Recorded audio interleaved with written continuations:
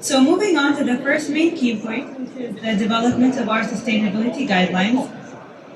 7 years back, in 2018, we started developing our guidelines, also known as GAFA, for the buildings guidelines, as well as the roads guidelines, based on global best practices, such as LEED, BREEAM, BARGEEL, and the Pearl system. In 2019, the development of the guidelines was completed. 2 years later, we started applying those guidelines on our first pilot project.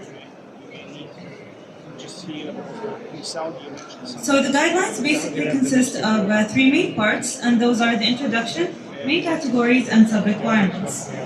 With the 5 main categories being energy, water, environment and climate change, materials and waste, comfort and well-being.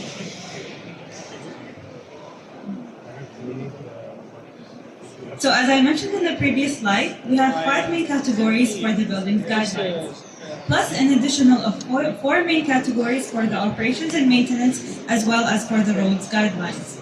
And these are the transportation, policies and procedures, quality of life, and operations management. I'd like to explain further what the improvement requirements are for each category. For the comfort and well-being category, the improvement requirements are the outdoor and indoor thermal comfort, smoking control, and ventilation.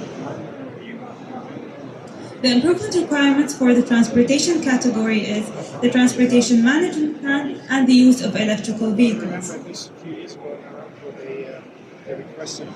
So for the new buildings guidelines, it consists of the 5 main categories I mentioned earlier.